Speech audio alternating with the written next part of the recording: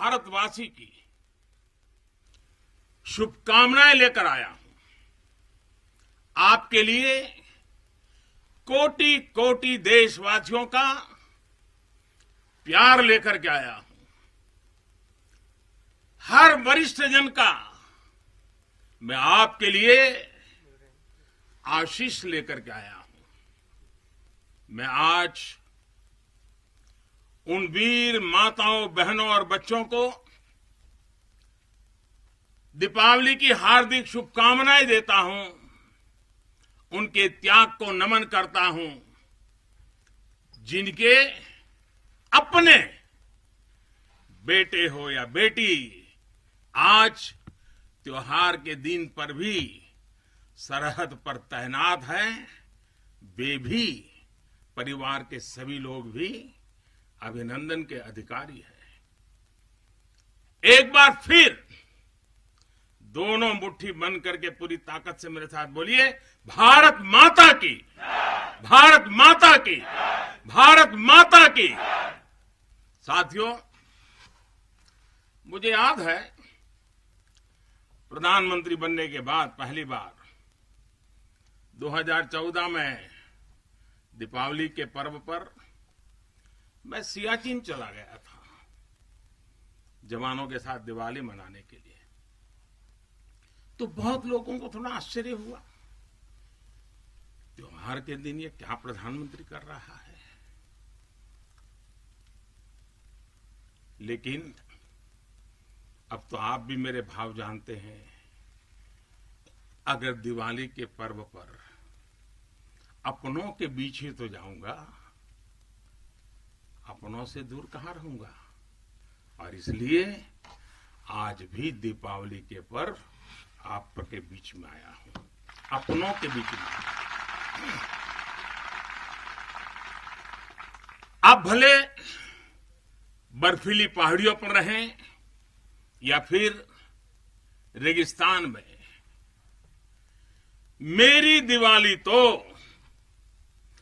आपके बीच आकर ही पूरी होती है। आपके चेहरों की रौनक देखता हूं, आपके चेहरे की खुशियां देखता हूं, तो मुझे भी अनेक गुना खुशी हो जाती है। मेरी खुशी बढ़ जाती है। इसी खुशी के लिए, देशवासियों के उल्लास को आप तक पहुंचाने के लिए आज मैं फिर एक बार इस रेगिस्तान में आपके बीच में आया हूं। और एक बात आपके लिए, मैं त्योहार का दिन है तो थोड़ी सी मिठाई भी लेके आया हूं। लेकिन ये सिर्फ देश का प्रधानमंत्री मिठाई लेके नहीं आया है। ये मेरी ही नहीं, ये सभी देशवासियों के प्रेम और अपनेपन का स्वाद भी उसके साथ लेकर के आया हूं। इन मिठाइयों में आप देश की हर मां के हाथ की मिठास अनुभव कर सकते हैं। इस मिठाई में आप हर भाई बहन और पिता के आशीर्वाद को महसूस कर सकते हैं। और इसलिए मैं आपके बीच अकेला नहीं आता। मैं अपने साथ देश का, आपके प्रति प्रेम, आपके प्रति स्नेह और आपके लिए आशीर्वाद भी साथ लेकर के आता हूं। और साथियों, आज यहां लोंगेवाला की एक्सपोज पर तो देश भर की नजरें भी आप पर है। मां भारती के लाडलों, मेरी इन बेटियां, मेरे देश की गौरव देने वाली बेटियां जो मेरे सामने बैठी हैं, उन पर देश की नजर है। मुझे लगता है कि देश की सरहद पर अगर किसी एक पोस्ट का नाम देश के सबसे ज्यादा लोगों को याद होगा, अनेक पीढ़ियों को याद होगा, तो उस पोस्ट का नाम है लोंगेवाला पोस्ट। हर किसी की जुबान पर है। एक ऐसी पोस्ट जहां गर्मियों में तापमान 50 डिग्री को छूता है, तो सर्दियों में शून्य से नीचे चला जाता है। और मई जून में ये बालू जिस प्रकार से आती हैं, एक दूसरे का चेहरा भी नहीं देख पाते।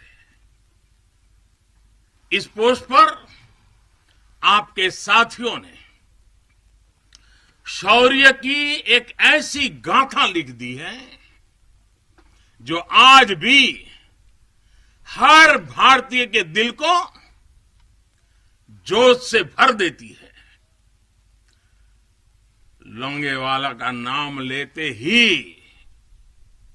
हृदय की गहराई से, मन मंदिर से यही प्रकट होता है, जो बोले सो निहाल, सत श्री अकाल। ये जयकारा कानों में गूंजने लगता है।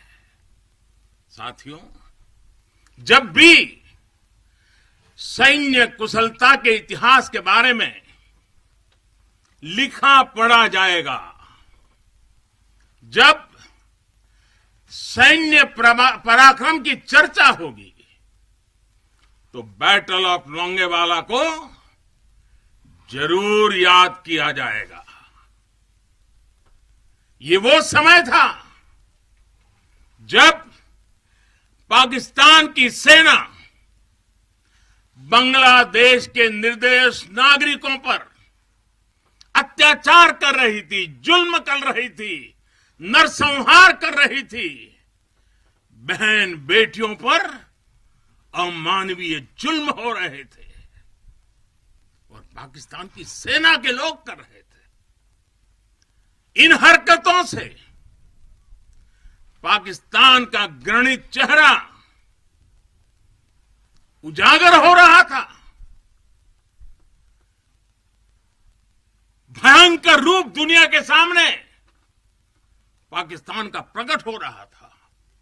इन सब से दुनिया का ध्यान हटाने के लिए पाकिस्तान ने हमारे देश की पश्चिमी सीमाओं पर मोर्चा खोल दिया। पाकिस्तान को लगता था कि भारत की पश्चिम सीमा पर मोर्चा खोल दूंगा, दुनिया में भारत ने ये कर दिया, भारत के वो कर दिया करके रोता रहूंगा और बांग्लादेश के सारे पाप उनके छिप जाएंगे। लेकिन हमारे सैनिकों ने जो मुंह तोड़ जवाब दिया, पाकिस्तान को लेने के देने पड़ गए। साथियों, यहां इस पोस्ट पर दिखाए गए पराक्रम की गूंज, इस गूंज ने दुश्मन का हौसला तोड़ दिया था। उसको क्या पता था कि हां, उसका सामना मां भारती के शक्तिशाली बेटे बेटियों से होने वाला है। मेजर कुलदीप सिंह चांदपुरी के नेतृत्व में भारतीय वीरों ने टैंकों से लैस दुश्मन के सैनिकों को धूल चटा दी, उनके मंसूबों को नेस्त नाबूद कर दिया। कभी कभी मुझे लगता है कि कुलदीप जी के माता पिता ने उनका नाम कुलदीप भले रखा था, उनको लगा होगा ये कुल का दीपक है, लेकिन वो कुलदीप जी ने अपने पराक्रम से उस नाम को ऐसे सार्थक कर दिया, ऐसे सार्थक कर दिया कि वे सिर्फ कुलदीप नहीं, वे राष्ट्रदीप बन गए, राष्ट्रदीप बन गए।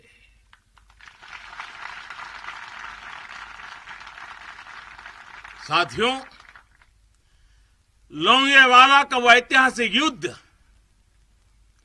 भारतीय सैन्य बल के शौर्य का प्रतीक तो है ही। थल सेना, बीएसएफ और वायुसेना के अद्भुत कोऑर्डिनेशन का भी प्रतीक है। इस लड़ाई ने दिखाया है कि भारत की संगठित सैन्य शक्ति के सामने चाहे कोई भी आ जाए, वो किसी भी सूरत में टिक नहीं पाएगा। अब जब सन 71 में हुए युद्ध के, लोंगेवाला में हुई लड़ाई के 50 वर्ष होने जा रहे हैं। कुछ ही सप्ताह में हम इसके 50 वर्ष इस गौरवपूर्ण स्वर्णिम पृष्ठ को हम मनाने वाले हैं। और इसलिए आज मेरा मन यहां आने को कर गया है। तो पूरा देश अपने उन वीरों की विजय गाथाएं सुनकर वो गौरवान्वित होगा, उसका हौसला बुलंद होगा। नई पीढ़ियां और आने वाली पीढ़ियां इस पराक्रम के साथ प्रेरणा भी लेने के लिए यह अवसर उनके जीवन का एक बहुत बड़ा महत्वपूर्ण बनने वाला है। ऐसे ही वीर सपूतों के लिए,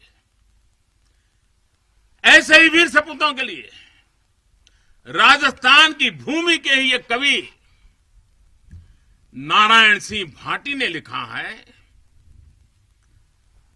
और यहीं की बोलचाल की भाषा में लिखा है।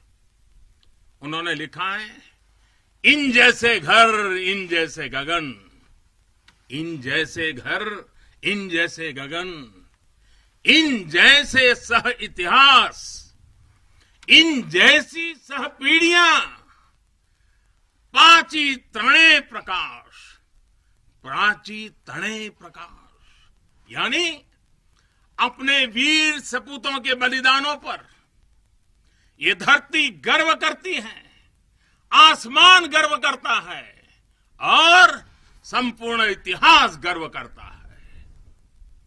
जब जब सूर्य का प्रकाश इस धरती पर अंधकार को भगाने के लिए अवतरित होगा, आने वाली पीढ़ियां इस बलिदान पर गर्व करती रहेगी। साथियों, हिमालय की बुलंदियां हो, रेगिस्तान में बालू के ढेर हो, घने जंगल हो या फिर समंदर की गहराई हो, हर चुनौती पर हमेशा आपकी वीरता हर चुनौती पर भारी पड़ी है। आप में से अनेक साथी अगर आज यहां रेगिस्तान में डटे हैं, तो आपको हिमालय की ऊंचाइयों का भी अनुभव है। स्थिति परिस्थिति कोई भी हो, आपका पराक्रम, आपका शौर्य अतुलनीय है।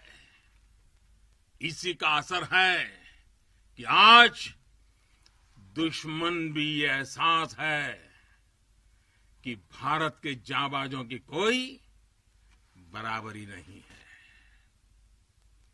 आपके इसी शौर्य को नमन करते हुए आज भारत के 130 करोड़ देशवासी आपके साथ मजबूती से खड़े हैं। आज हर भारतवासी को अपने सैनिकों की ताकत और शौर्य पर गर्व है। उन्हें आपकी अजेयता पर, आपके अपराजेयता पर गर्व है। दुनिया की कोई भी ताकत हमारे वीर जवानों को देश की सीमा की सुरक्षा करने से न रोक सकता है न टोक भी सकता है। साथियों, दुनिया का इतिहास हमें ये बताता है कि केवल वही राष्ट्र सुरक्षित रहे हैं, वही राष्ट्र आगे बढ़े हैं जिनके भीतर आक्रांताओं का मुकाबला करने की क्षमता थी। अगर आज का दृश्य देखें, भले ही इंटरनेशनल कोऑपरेशन कितना ही आगे क्यों न आ गया हो, समीकरण कितने ही बदल क्यों न गए हो, लेकिन हम कभी नहीं भूल सकते कि सतर्कता ही सुरक्षा की राह है। सजगता ही सुख चैन का संबल है। सामर्थ्य ही विजय का विश्वास है। सक्षमता से ही शांति का पुरस्कार है। भारत आज सुरक्षित है क्योंकि भारत के पास अपनी सुरक्षा करने की शक्ति है। भारत के पास आप जैसे वीर बेटे बेटियां हैं। साथियों, जब भी जरूरत पड़ी है, भारत ने दुनिया को दिखाया है कि उसके पास ताकत भी है और सही जवाब देने की राजनीतिक इच्छा शक्ति भी है। हमारी सैन्य ताकत, उसने आज हमारे नेगोशिएटिंग पावर को भी अनेक गुना बढ़ा दिया है। उनके पराक्रम से बढ़ा है, उनकी संकल्प शक्ति से बढ़ा है। आज भारत आतंकियों को, आतंक के आकाओं को घर में घुस करके मारता है। आज दुनिया ये जान रही है, समझ रही है कि ये देश अपने हित से किसी भी कीमत पर रत्ती भर भी समझौता करने वाला नहीं है। भारत का ये रुतबा, ये कद आपकी शक्ति और आपके पराक्रम के कारण ही है।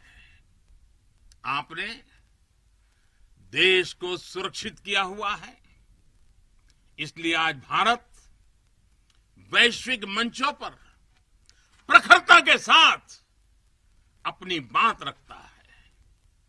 साथियों, आज पूरा विश्व विस्तारवादी ताकतों से परेशान है। विस्तारवाद एक तरह से मानसिक विकृति है और 18वीं शताब्दी की सोच को दर्शाता है। इस सोच के खिलाफ भी भारत प्रखर आवाज बढ़ रहा है। साथियों, आज भारत बहुत तेजी के साथ अपने डिफेंस सेक्टर को आत्मनिर्भर बनाने की तरफ बहुत तेजी से कदम उठा रहा है, आगे बढ़ रहा है। हाल ही में हमारी सेनाओं ने निर्णय लिया है कि वो 100 से ज्यादा अलग अलग प्रकार की जो आवश्यकताएं, खासकर हथियार और साजो सामान, उसको अब विदेशों से नहीं लेंगे, भारत में उत्पाद की हुई चीजें ही लेंगे।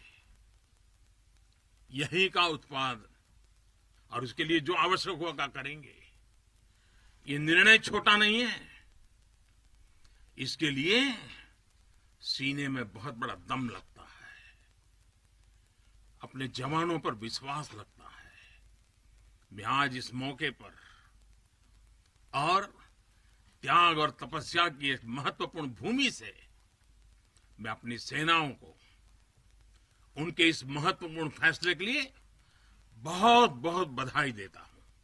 ये निर्णय छोटा नहीं, मैं जानता हूं। फैसला सेना ने लिया, आत्मनिर्भर भारत का एक बहुत बड़ा हौसला बढ़ाने वाला निर्णय लिया। लेकिन सेना के इस फैसले से देशवासियों में भी, 130 करोड़ देशवासियों में ऐसा मैसेज चला गया, सब दूर चला गया। और वो मैसेज क्या गया? लोकल के लिए वोकल होने का। सेना के एक निर्णय ने 130 करोड़ देशवासियों को लोकल के लिए वोकल होने की प्रेरणा दी। मैं आज देश के नौजवानों से, देश की सेनाओं से, सुरक्षा बलों से, पैरामेडिकल फोर्सेस से एक के बाद एक इस प्रकार निर्णयों के अनुकूल भारत में भी मेरे देश के युवा ऐसी ऐसी चीजों का निर्माण करेंगे, ऐसी ऐसी चीजें बना करके लाएंगे। हमारे सेना के जवानों की, हमारे सुरक्षा बल के जवानों की ताकत भी बढ़ेगी। हाल के दिनों में अनेक स्टार्टअप्स सेनाओं की जरूरतों को पूरा करने के लिए आगे आए हैं। डिफेंस सेक्टर में नौजवानों के नए स्टार्टअप्स देश को आत्मनिर्भरता के मामले में और तेजी से आगे ले जाएंगे। साथियों, रक्षा क्षेत्र में आत्मनिर्भर भारत देश के बढ़ते हुए सामर्थ्य का लक्ष्य है। सरहद पर शांति। आज भारत की रणनीति साफ है, भारत की रणनीति स्पष्ट है। आज का भारत समझने और समझाने की नीति पर विश्वास करता है, समझने की भी और समझाने की भी। लेकिन अगर हमें आजमाने की कोशिश की, फिर तो जवाब भी उतना ही प्रचंड मिलेगा। साथियों, देश की अखंडता देशवासियों की एकता पर निर्भर करती है। शांति, एकता, सद्भावना देश के भीतर देश की अखंडता को ऊर्जा देती है। सीमा की सुरक्षा सुरक्षा बलों की शक्ति के साथ जुड़ी है। सीमा पर हमारे जांबाजों का हौसला बुलंद रहे, उनका मनोबल आसमान से भी ऊंचा रहे, इसलिए उनकी हर आवश्यकता, हर जरूरत आज देश की सर्वोच्च प्राथमिकताओं में है। उनके परिवार की देखभाल ये देश का दायित्व है। बीते समय में सैनिकों के बच्चों की शिक्षा और रोजगार को लेकर भी अनेक फैसले लिए गए हैं। पिछले वर्ष जब मैंने दूसरी बार शपथ ली थी, मेरा पहला फैसला ही शहीदों के बच्चों की शिक्षा से जुड़ा हुआ था। इसके तहत नेशनल डिफेंस फंड के अंतर्गत मिलने वाली स्कॉलरशिप को बढ़ाया गया है। साथियों, सुविधा के साथ साथ वीरों के सम्मान के लिए भी देश में अभूतपूर्व प्रयास चल रहे हैं। नेशनल वॉर मेमोरियल, राष्ट्रीय समर स्मारक, या फिर नेशनल पुलिस मेमोरियल हो, ये दोनों स्मारक देश के शौर्य के सर्वोच्च प्रतीक बनकर देशवासियों को, हमारी नई पीढ़ी को प्रेरित कर रहे हैं। साथियों, मुश्किल चुनौतियों के बीच आपका व्यवहार, आपका टीम वर्क देश को हर मोर्चे पर इसी जज्बे के साथ लड़ने की सीख देता है। आज देश इसी भावना से कोरोना जैसी महामारी के खिलाफ भी जंग लड़ रहा है। देश के हजारों डॉक्टर्स, नर्सिस, हेल्पर्स और सपोर्ट स्टाफ दिन रात बिना रुके, बिना थके काम कर रहे हैं। देशवासी भी इस जंग को फ्रंट लाइन वॉरियर्स की तरह लड़ रहे हैं। इतने महीनों से हमारे देशवासी पूरे अनुशासन का पालन कर रहे हैं, मास्क जैसी सावधानियों का पालन कर रहे हैं और अपने और अपनों के जीवन की भी रक्षा कर रहे हैं।